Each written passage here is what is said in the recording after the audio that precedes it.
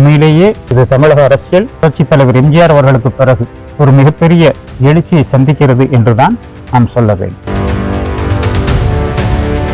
அந்த கூட்டங்களுக்கு நான் யாரையும் குறிப்பிட்டு சொல்ல விரும்பல, பல்வேறு தலைவர்களுக்கும் இதே நிலைதான். ஒரு 300 ரூபாய் 200 ரூபாய் ஏஜென்ட்களுக்கு கொடுத்து கூட்டம் சேர்க்கக்கூடிய, ஆளை திரட்டக்கூடிய ஒரு சூழ்நிலை தான் இருக்கிறது. பெரிய கட்சிகளுக்கே இந்த நிலை. அன்பு சகோதரர் பத்திரிகையாளர் சுபேர் அவர்கள் சொன்னது போல, பெரிய கட்சிகள் திமுகவும் அதிமுகவும் இளைஞர்களை தன்வயப்படுத்த தவறிவிட்டது என்று சொன்னார். அதுதான் உண்மை, நிதர்சனமான நிஜம். அந்த உண்மையை ஒப்புக்கொண்டால்தான், இந்த கூட்டத்தினுடைய அந்த ஆர்வத்தை ஒப்புக்கொண்டால்தான் எதிர்கால அரசியலில் அவரை சந்திக்கவும் சமாளிக்கவும் திமுக போன்ற கட்சிகள் தங்களை தயார்படுத்திக் கொள்ள முடியும் என்று நினைக்கிறேன். சரியான கண்ணோட்டத்தோடு திமுக அணுகவில்லை என்று சொன்னால், எதிர்காலத்திலே 31 இளைய தேர்தலிலாம் விஜய் தனித்து எதிர்கட்சியாக ஆட்சியை பிடிக்கக்கூடிய அளவுக்கு கூட வந்து விடுவார் என்று எனக்கு தோன்றுகிறது. திமுக கூட்டணி வலிமையா இருக்கு, திமுகவும் கொஞ்சம் வலிமையா இருக்கு. ஆனாலும் கூட அதிமுகவும் நடிகர் விஜய் அவர்களும் கூட்டணி வைத்தார். அது மிகப்பெரிய தமிழக அரசியலில் மாற்றங்களை ஏற்படுத்தக்கூடும், வெற்றி வாகை சூடக்கூட வாய்ப்பு இருக்கிறது என்று நான் கருதுகிறேன்.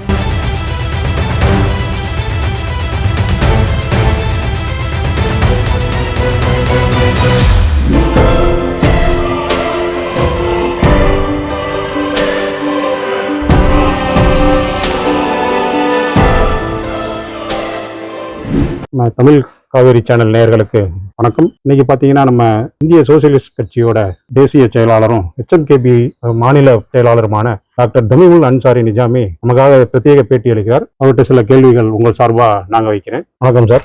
வணக்கம். தமிழக அரசியல்ல பாத்தீங்கன்னா, புதுசா ஒரு அணி ஆரம்பிச்சிருக்காங்க. அதாவது நடிகர் விஜய் புதுசா கட்சி ஆரம்பிச்சு அரசியல் பிரவேசம் பண்ண ஆரம்பிச்சிருக்காரு. மக்கள் மத்தியில கொஞ்சம் வரவேற்பு இருக்கிறாப்லே தெரியுது. மற்ற பெரிய கட்சிகளை கொஞ்சம் அது தடுமாற செய்திருக்கு. திமுக ஆகட்டும் அதிமுக தடுமாற்றத்தில் இருக்கு. அவர் விஜயோட வரவை பத்தி நீங்க என்ன நினைக்கிறீங்க? இது நல்ல கேள்வி.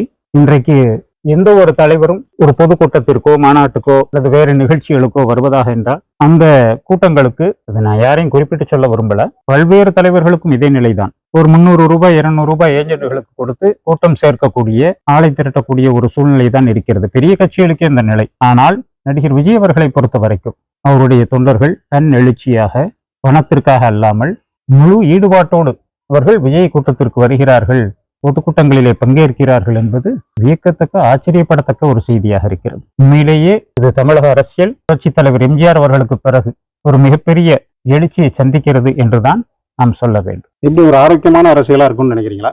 அதாவது காசு கொடுக்காம இளைஞர்கள், அதுவும் குறிப்பா அவங்க இந்த வாக்குக்கு பணம் கொடுக்கறது ஒரு கலாச்சாரம் ஆயிடுச்சு. அதே போல இந்த கூட்டத்தை கூட்டு வரதுக்கு நீங்க சொன்னாப்புல காசு கொடுத்து தான் கூட்டு வராங்க.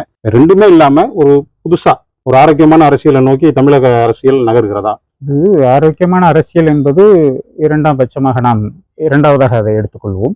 இது ஒரு பெரிய மாற்றம். பெரிய கட்சிகளே சாதிக்க முடியாத ஒரு விஷயத்தை நடிகர் விஜய் சாதித்துக் கொண்டிருக்கிறார் என்றுதான் சொல்ல வேண்டும். நம்முடைய நண்பர், அன்பு சகோதரர் பத்திரிகையாளர் சுபேர் அவர்கள் சொன்னது போல, பெரிய கட்சிகள் திமுகவும் அதிமுகவும் இளைஞர்களை தன்வயப்படுத்த தவறிவிட்டது என்று சொன்னார். அதுதான் உண்மை, நிதர்சனமான நிஜம்.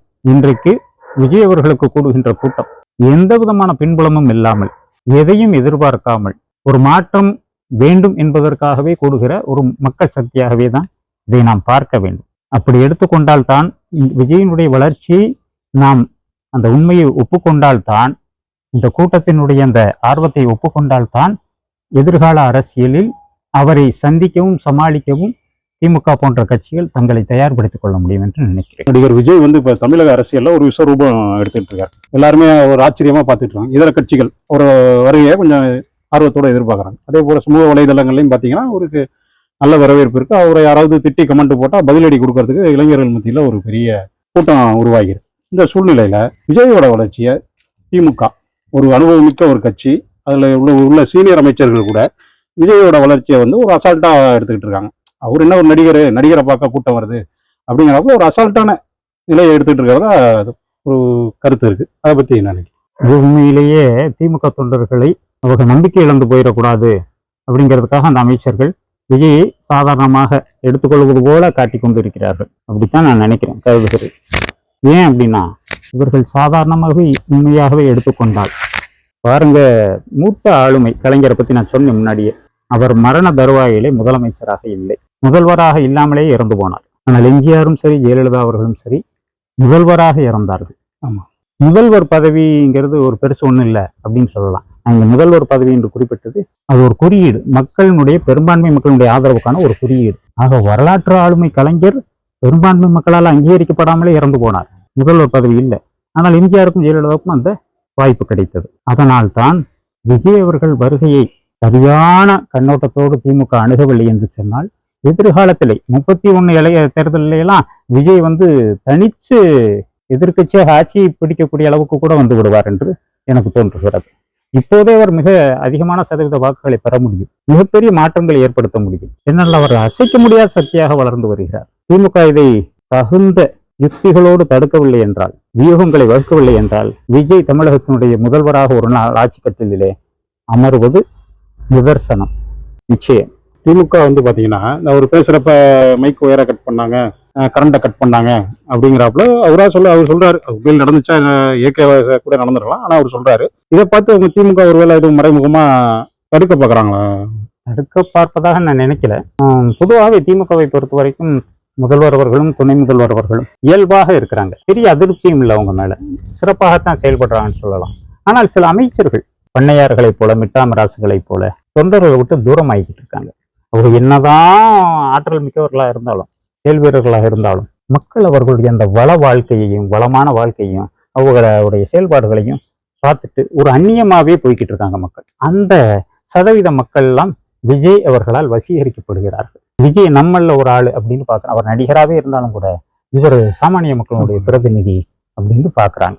இது நிச்சயமாக தமிழக அரசியல் விஜய் ஒரு பேரெழுச்சியான ஒரு இடத்தை பிடிப்பார், சந்தேகமே இல்லை. விஜயோட வருகையை பத்தி ரொம்ப அற்புதமா சொல்றீங்க, பல எம்ஜிஆரோட ஒப்பிட்டு சொல்றீங்க, ரொம்ப நல்ல விஷயம். இப்போ ஒரு சமூக வலைதளங்கள்ல ஒரு சர்வேன்னு சொல்லிட்டு ஒன்று வைரலா போயிட்டு இருக்கு சார். அதாவது திமுக கூட்டணியிலேருந்து காங்கிரஸ் வெளியே வர்றதாகவும் விஜயோட கூட்டணி வைக்கிறதாகவும் ஒரு இது ஓடிக்கிட்டு, அது ஏற்கனவே ராகுல் காந்தி கிட்ட பேசி முடிச்சுட்டாங்க அப்படிங்கிற கான்செப்ட் அந்த சமூக வலைதளத்துல அது அந்த கூட்டணி அமைஞ்சால் 150 to 175 சீட்டு வரைக்கும் விஜய் இந்த காங்கிரஸ் கூட்டணி பிடிக்கிறதுக்கான வாய்ப்பு இருக்குன்னு சொல்லி அந்த கருத்து கணிப்புல தகவல் வந்துருக்கு. அதை பத்தி என்ன நினைக்கிறீங்க? இது எந்த அளவுக்கு சாத்தியம் என்று நான் நினைக்கல. ஆனால் அப்படி ஒரு நிலையெல்லாம் எதிர்காலத்தில் ஏற்படுமையானால் நிச்சயமாக அரசியலிலே மிகப்பெரிய மாற்றங்களை விஜய் ஏற்படுத்துவார். இன்னும் சொல்ல போனால் 2-3 மாதங்களுக்கு முன்பு ஹிந்து ஆங்கில பதிப்பிலே ஒரு செய்தியை ஒரு ஆய்வாளர் ஒருவர் பதிந்திருந்தார். அதை விடுதலை சிறுத்தைகள் கட்சியினுடைய நாடாளுமன்ற உறுப்பினர் மரியாதைக்குரிய ரவிக்குமார் அவர்கள் கூட எடுத்து முகநூலிலே பதிந்திருந்தார். நானும் கூட அதை பற்றி பதிவுகள் எல்லாம் போட்டேன். அதுல அதிமுகவும் நடிகர் விஜய் அவர்களும் கூட்டணி வைத்தார் அது மிகப்பெரிய தமிழக அரசியலில் மாற்றங்களை ஏற்படுத்தக்கூடும் அப்படிங்கிறது ஆதாரப்பூர்வமான புள்ளி விவரங்களோடு இங்க சொல்லியிருந்தாங்க. இப்பவும் கூட 117 தொகுதி உங்களுக்கு, எனக்கு 117 தொகுதின்னு சொல்லி எடப்பாடியார் அவர்கள் பாஜகவை விட்டு வெளியே விஜயோடு கூட்டணி ஏற்படுத்தி கொண்டால் மிகப்பெரிய அளவிலே வெற்றி வாகை சூடக்கூட வாய்ப்பு இருக்கிறது என்று நான் கருதுகிறேன். என்னுடைய நீண்ட நெடிய அரசியல் அனுபவத்தில் இதை நான் சொல்ல முடியும். திமுக கூட்டணி வலிமையா இருக்கு, திமுகவும் கொஞ்சம் வலிமையா இருக்கு. ஆனாலும் கூட இளைஞர்கள் மத்தியிலே விஜய்க்கு ஒரு மிகப்பெரிய எழுச்சி இருக்கு. இஸ்லாமிய பெண்கள் திரண்டு நின்று ஆதரவு கொடுக்கிறார்கள். அதெல்லாமே திமுக ஆதரவு வாக்குகள். இது நிச்சயமாக விஜய் தமிழக அரசியலிலே மிகப்பெரிய உயரங்களை, மிகப்பெரிய ஒரு மாற்றங்களை ஏற்படுத்தக்கூடும் என்பதற்கான அறிகுறியாகவே நான் பார்க்கிறேன். காங்கிரஸ் கூட்டணி பத்தி சொல்லுங்க. காங்கிரஸ் கூட்டணியும் விஜயும் சேர்ந்தால் மட்டும் அந்த மாற்றங்களை ஏற்படுத்த முடியுமா என்று தெரியவில்லை. அதிமுக காங்கிரஸ் விஜய் என்கின்ற கூட்டணி ஏற்படுமேயானால் நிச்சயமாக தமிழக அரசியலிலே ஆட்சி பொறுப்பை ஏற்கக்கூடிய அளவுக்கு கூட அது மாற்றங்களை ஏற்படுத்தக்கூடும். இப்போ அதிமுக பார்த்தீங்கன்னா பாஜக கூட்டணியில இருக்கு. அதனால சிறுபான்மையினர் வாக்குகள் முழுமையா அந்த கட்சி இழக்கக்கூடிய சூழ்நிலை தான் இருக்கு. ஒருவேளை அதிமுக விஜய் கூட கூட்டணி வச்சுட்டா சிறுபான்மை மக்கள் ஆதரிப்பாங்களா சார்? ஆதரிப்பாங்க தாராளமாக. விஜயும் அதிமுகவும் இன்னும் சில கட்சிகளையும் ஒருங்கிணைத்து டாக்டர் ராமதாஸ் ஐயா அவர்கள் தலைமையிலான இயக்கங்களை முன் சேர்த்து மதவாத பாஜகவை தூரமாக்கி விட்டு எடப்பாடியார் ஒரு நல்ல முடிவை எடுத்திருந்தால் அது திராவிட முன்னேற்ற கழகத்துக்கு மிகப்பெரிய அழுத்தம் கொடுக்கக்கூடிய, நெருக்கடி கொடுக்கக்கூடிய கூட்டணியாக இருந்திருக்கும். நெக் டு நெக்குங்கிற மாதிரியான ஒரு சூழ்நிலையை ஏற்படுத்தியிருக்கலாம். நேற்றைக்கு மாண்புமிகு தமிழக முதல்வர் அவர்கள் முன்னாள் அமைச்சரும் மூத்த அரசியல் ஆளுமையுமான டாக்டர் ஹண்டே அவர்களை சந்தித்திருக்கிறார். எனக்கு அப்போது கூட ஒரு எண்ணம் தோன்றியது. 1980 அந்த தேர்தலிலே திராவிட முன்னேற்ற கழகத்தினுடைய தலைவர் மூத்த ஆளுமை கலைஞர் பெருந்தகை அவர்களை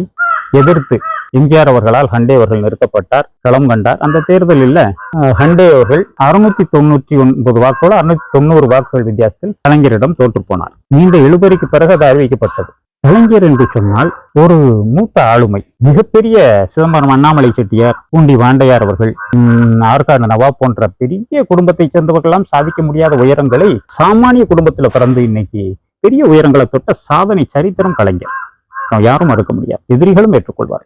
எல்லா வகையிலையும் மிகப்பெரிய ஆளுமை. அந்த ஆளுமை இந்திரா காங்கிரஸ் கூட சேர்ந்து நின்று கூட்டணி வச்சு தேர்தலில் நிற்கிறாங்க, காங்கிரசும் திமுகவும் என்பதுல எம்ஜிஆர் அவர்கள் சாதாரணமான நடிகர், எதிர்த்து அவர் நிற்கவில்லை. அவருடைய அணியை சேர்ந்த ஒரு சாதாரண தொண்டர் ஹண்டேவை நிறுத்துறார். அந்த ஹண்டேவை 700 ஓட்டு 690 ஓட்டுல தான் கலைஞரால ஜெயிக்க முடியும். ஏன்? எம்ஜிஆருடைய வளர்ச்சியை கவனிக்கவும் கணிக்கவும் கலைஞர் தவறிவிட்டார். அதுதான் யதார்த்தம். அது போலதான் இன்னைக்கு விஜய் அவர்களுடைய அந்த வருகையை இந்த திராவிட முன்னேற்ற கழகமும் அதிமுகவும் கணிக்க தவறிவிட்டால் அவர்கள் எதிர்காலத்தில் மிகப்பெரிய கைசேதத்திற்கும் வேதனைக்கும் ஆளாவார். ஏனென்றால் இதை உதாசீனப்படுத்த முடியாத உயரங்களை விஜய் தொட்டுக் கொண்டிருக்கிறார். இதுதான் யதார்த்தம்.